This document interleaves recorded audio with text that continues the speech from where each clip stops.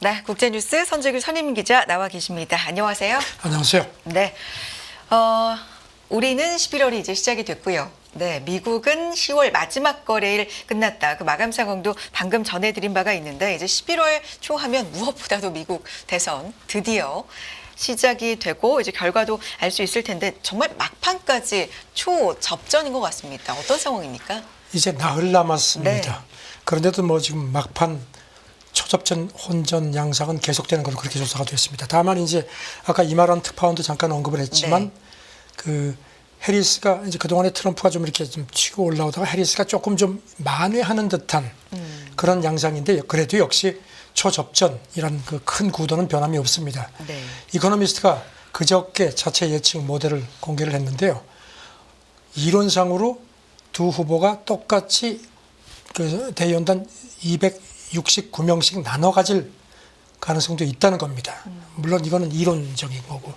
그 선거인단이 과반을 획득하지 못하면은 전에도 말씀드렸지만 연방 하원에서 대통령을 이제 선거를 뽑게 되는데요. 실제로 미국이 건국하고 나서 이런 동수가 실제로 발생한 적은 없습니다. 그렇군요. 그러면 해리스 후보의 당선 확률이 막판 접어들면서 지금 좀 상승세로 접어든 건가요? 그러니까 어떻습니까? 이코노미스트 그 네. 시뮬레이션 모델을 보면요. 지난 8월 초 같은 경우에 이제 해리스가 당선 확률이 45%고 트럼프가 54%. 네. 근데 처음으로 이제 뒤집혔었는데 이번에 조사를 해가지고 이제 그저께 공개를 한 걸 보면은 똑같이 50%로 많이 회복이 된 걸로 되어 있습니다. 네. 그리고 이제 경합주가 문제인데요. 해리스가 조금 치고 올라온 것 같은데 지금 또 오늘 새벽에 들어온 걸 보면요. 펜실베니아하고 미시간 같은 경우 이제 거기가 아주 핵심 경합주인데 조사 기관마다 조금씩 또 다릅니다. 어쨌든지 그 트럼프가 최근에 좀 이렇게 앞서는 듯한 양상이 해리스가 많이 이렇게 네. 조금씩 올라온 것 같은데 그래도 여전히 초접전인 상황입니다. 네.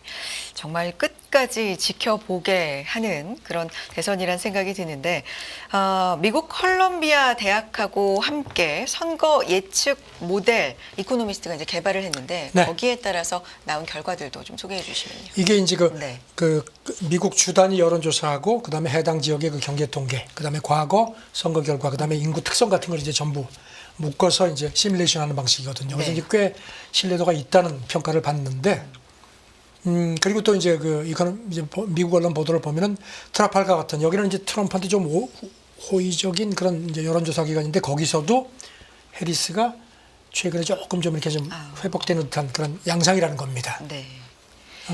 그런데 지금 뭐 아시다시피 미국의 그 선거제도가 아주 특이하죠.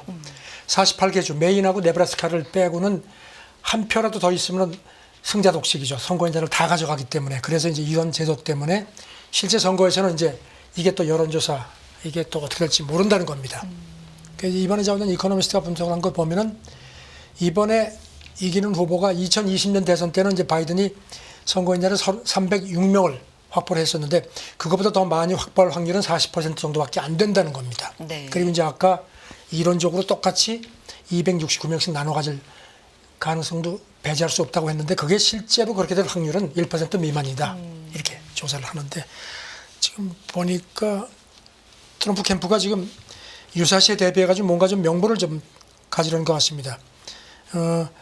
펜실베니아주에서 그 투표 등록 그 용지에 대해서 또 이게 가짜 네. 시비를 걸었는데 랭커스터 카운티라는 곳인데 한 2,500장 정도가 이게 좀 가짜 같다고 이렇게 이제 이의를 제기하니까 현지 선관위 당국에서 조사해 보니까 특별한 게 없다고 하는데도 계속 못 믿겠다 이런 식으로 얘기를 하는 모양인데 그래서 이제 미국의 일부 언론은 트럼프 캠프가 이제 유사시에 대비해서 어떻게 뭐 불복할 수 있는 명분을 지금 축적한 게 아니냐 뭐 이런 관측도 합니다. 지금 막판까지도 초접전이다 이런 분석들이 계속해서 나오고 있다 보니까 선거에 어느 정도 윤곽이 드러나기까지 생각보다 좀 오래 걸릴 수 있다 이런 분석도 있네요. 기억하시겠지만 2020년 대선 때 그 바이든이 선거 그 승리를 선언하는데 그 선거 후 나흘이 걸렸습니다. 그때 트럼프가 이제 초기에 불복을 했었죠. 네. 그래서 지금 이제 올해도 이렇게 특히 그 경합주 초접전이 심각하기 때문에 올해도 시간이 꽤 걸릴 것 같다는 그런 관측이 많습니다. 네. 지금 이제 미국의 주요 방송사의 출구조사 결과 같은 걸 제공하는 이제 에디슨 리서치 그 간부가 승부가 이 7개 경합지에서 워낙 치열하기 때문에 경우에 따라서는 우리도 며칠 후에나 예측할 수 있는 충분한 데이터를 확보할 것 같다. 이렇게 조심스럽게 내다봤습니다. 네. 사전 투표가 좀 기록적으로 많았다면서요. 이것도 영향이 있을까요? 지금 유권자가 1억 네. 6천만 명인데 뭐 한 6천만 명이 넘게 투표를 이미 한 걸로 그렇게 관측이 됩니다.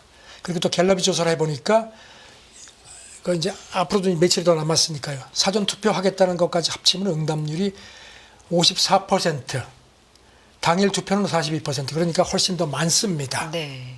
그래서 이제 이런 기록적으로 높은 사전 투표율도 이게 어떤 개표하고 그래서 이제 결과가 나오는데 조금 좀 더 지연될 시키는 그런 변수가 아니겠냐는 그런 관측도 나옵니다. 이제 미국의 선거 대선을 지켜보면서 우리가 앞서서 이제 말씀해 주신 것처럼 선거 제도 어떻게 선거를 하고 결정이 되는지 이 부분도 우리가 살펴볼 필요가 있는데 그 중에 하나가 이제 사전 투표가 대면 투표, 우편 투표로 나뉘는데 이 개표 시점에 따라서 또 변수가 될 수 있다고요. 그러니까 일부 주 같은 경우는 선거 당일에 우편 투표를 이제 까기 시작하거든요. 그래서 이제 합산을 해야 되니까 이제 시간도 걸리고요. 그다음에 경합주 같은 경우는 이제 위스콘신하고 펜실베니아 같은 경우는 여기도 이제 선거 당일 우편 투표를 개표하고 그래서 이제 2020년 같은 경우는 펜실베니아주가 승자를 가리는데 나흘이 걸렸습니다. 그리고 이제 네바다주 같은 경우는 또 선거 당일 손이 찍혀가지고선 도착한 거는 찍히고 나흘 안에 도착한 거는 유효표로 인정을 해가지고 그러니까 여기는 또 시간이 훨씬 더 많이 걸릴 수가 있습니다. 그러니까 네. 이제 팽팽할 경우에는 훨씬 더 그 개표 확정이 늦어진다는 그런 얘기입니다. 그러면 초반의 상황과 후반의 상황이 좀 달라질 수 있다 이런 얘기도 되겠어요. 그래서 이제 네. 2020년 같은 경우도 대선 개표 초반에는 공화당이 이제 좀 우세를 보이는 이른바 이제 붉은 신기루 현상이 일어났는데 기억하시겠지만 후반에 가면서 우편 투표 결과가 합산이 되면서 상황이 달라졌죠. 그래서 이제 뒤집어졌는데 올해는 아시다시피 공화당 쪽에서도 사전 투표를 적극적으로 장려를 했죠. 그래서 이제 이게 또 개표의 어떤 변수가 되지 않겠냐는 관측도 있는데 뉴욕타임스는 글쎄 이게 어떤 영향을 미칠지 모르겠다는 얘기입니다. 네. 일단 갤럽이 조사한 걸 보면요. 사전 투표 기록적으로 많은데 그중에서도 민주당 지지층이라든가 민주당 성향의 무당층 쪽이 더 높았다는 겁니다. 63%가 사전 투표 했거나 하겠다고 응답을 했고요. 공화당은 47%. 그리고 이제 특히 응답자의 70%가 전보다는 내가 훨씬 더 투표에 열의가 있다. 그러니까 이번엔 아주 굉장히 그 투표율이 좀 높아지지 않겠느냐는 관측도 있습니다. 네. 그리고 20년 돌아보면 선거 불복 또 이런 일도 있었잖아요. 네. 그리고 지금 보니까요. 지금 방금 들어온 뉴스를 네. 보니까요. 트럼프 캠프가 미국 CBS 방송이 지난 10월 초에 해리스 인터뷰한 거를 제소를 했습니다. 그래가지고 100억 불 배상하라고 지금 요구를 하는데 저는 뭔가 지금 굉장히 지금 이게 아주 굉장히 시끄러운 상황이 자꾸 추가가 되는 모습입니다. 네.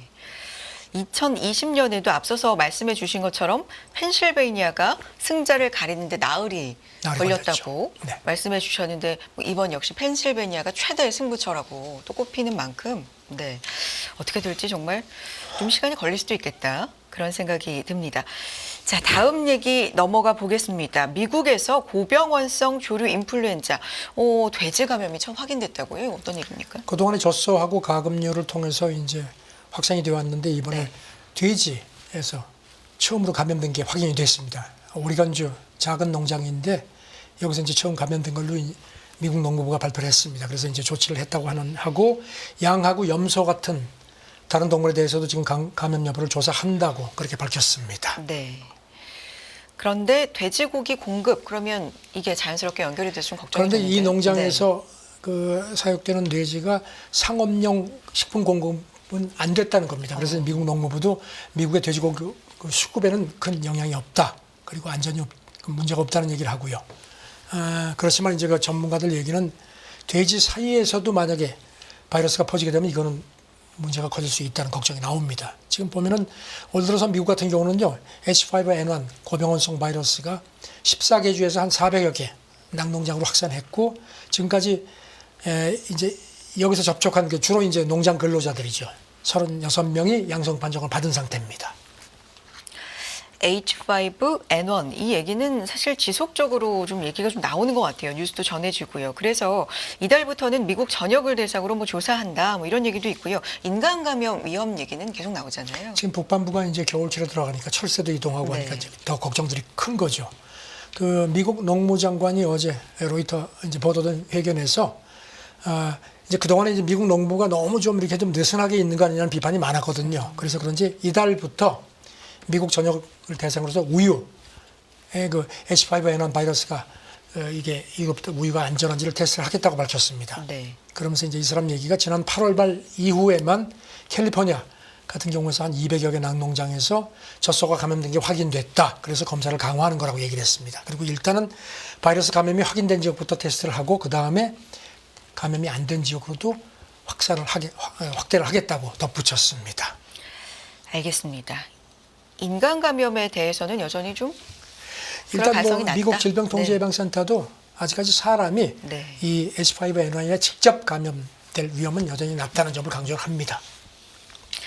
다음 얘기 넘어가 보겠습니다. 기후 위기 얘기인데 사람의 사망과 식량난이 갈수록 심각해진다. 사실 다 알고 있는 얘기인데 이게 보고서로 뭐 좀 더 심각하게 계속해서 나오나 봅니다. 이번에 스페인에서 막 엄청난 홍수가 났죠. 그런 걸 보면 이제 기후 위기라는 게 정말 이제는 뭐 남의 얘기가 아닙니다. 이런 가운데 그 의학 학술지 란셋 네. 주도해가지고 세계보건기구 뭐 UN 이런 데서 그 전문가들이 이렇게 함께 작성하는 보고서가 있습니다. 란셋 카운트다운이라는 연례 보고서인데 네. 이게 이제 그저께 공개가 됐는데 지금 뭐 화석 연료발 기후 위기 심각성을 거듭 경고를 했습니다. 특히 한 예를 보면요, 65세 이상 토병 피해가 특히 심각하다. 그래서 작년 같은 경우에 이 나이대의 열사병 사망자가 90년대에 비해서 170%가량 급증을 했는데 만약에 기후위기 충격 그 요소가 없었으면 그 증가율이 65%밖에 안 됐을 거다. 이렇게 강조를 했습니다. 네. 날씨가 뭐 기록적으로 폭염이나 굉장히 추워지거나 이러면 사실 고령층의 피해가 좀 심각하죠. 그리고 이제 이런 그 경제적인 피해에 대해서도 지적을 했습니다. 이런 그 폭염이라든가 이런 여러 가지 그 기상 이변 때문에 작년 같은 경우에 특히 폭염 탓으로 전 세계적으로 한 5,120억 노동 시간이 증발됐다 이렇게 추산을 했습니다. 그러면서 이게 돈으로 치면 한 몇천억 달러 정도의 소득이 없어진 거하고 똑같다 이렇게 지적을 했습니다. 경제적인 손실도 상당하고요. 그런 가운데 이 폭염 피해를 코로나19 팬데믹하고 비교할 수 있다 이런 분석이 있네요. 그 한 전문가 얘기는요, 이렇게 비교를 했습니다. 네. 떼 앞에서 이제 일을 해야 하는 건설 노동자 같은 경우하고 그다음에 이제 코로나 때 공기가 오염될까봐 에어컨도 켜지 못하고 그 의료진들이 아주 그때 노동을 했는데 이제 그거하고 비슷하게 비주를 할 수 있다는 겁니다. 그리고 이제 특히 보고서가 이 식량난이 더 심각해졌다는 점도 부각을 시켰습니다.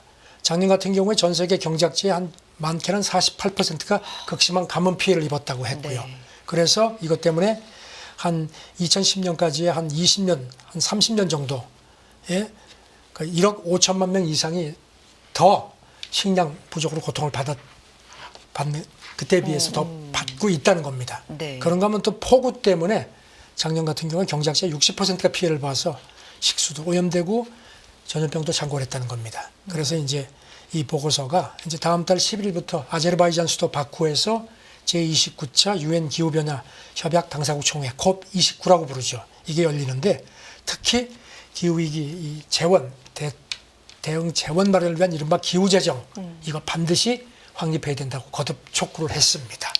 생각의 연결고리로 좀 지어보자면 그렇다면 식량 인플레이션 뭐 이 얘기도 경제적으로는 물론이죠. 나올 수가 있는 상황이네요. 이 기후와 관련된 연결된 얘기 또 하나 해보겠습니다.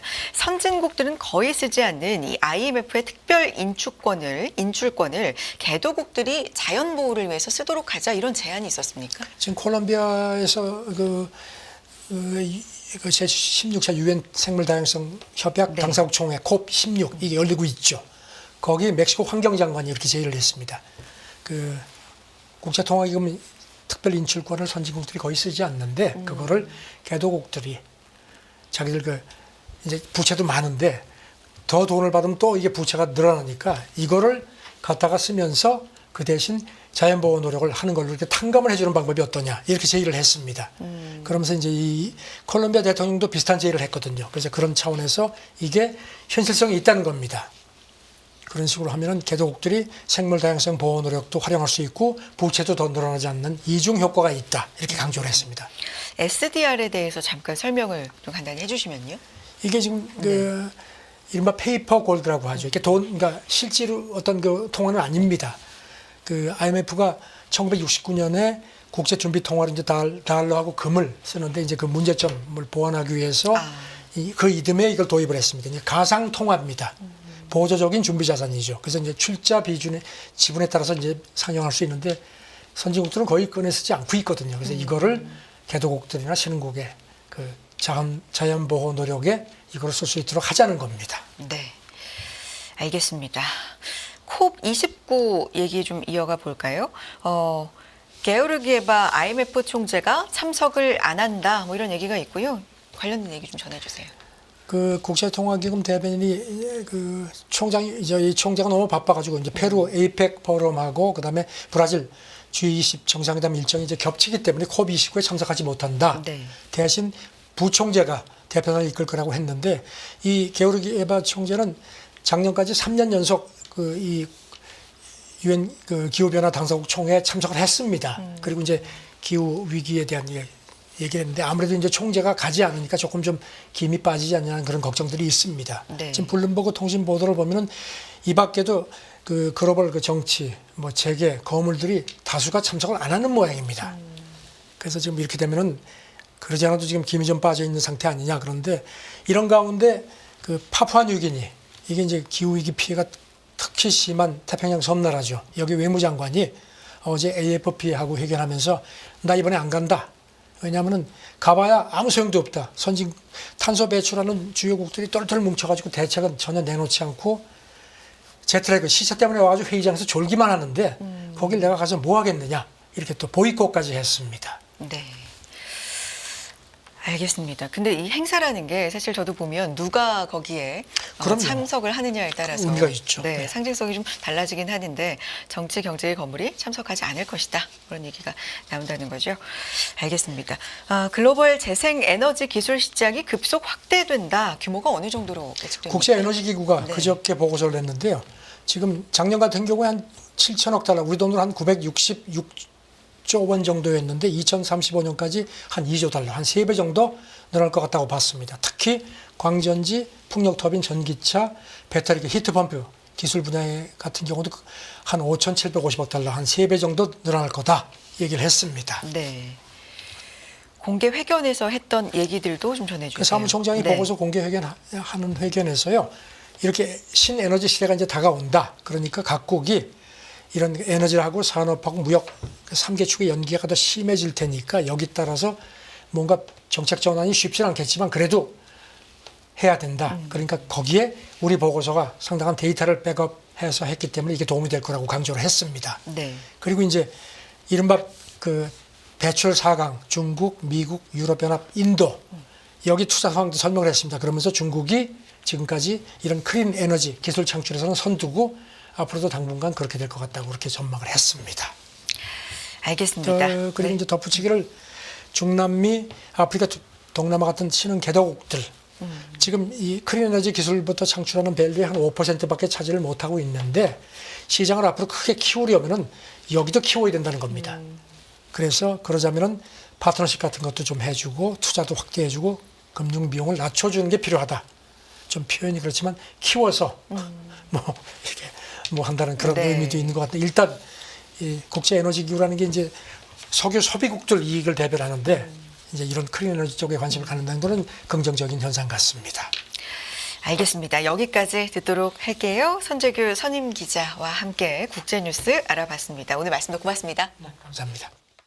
끝나지 않은 여정, 변화의 물결소. 우리의 질문은 계속될 것입니다.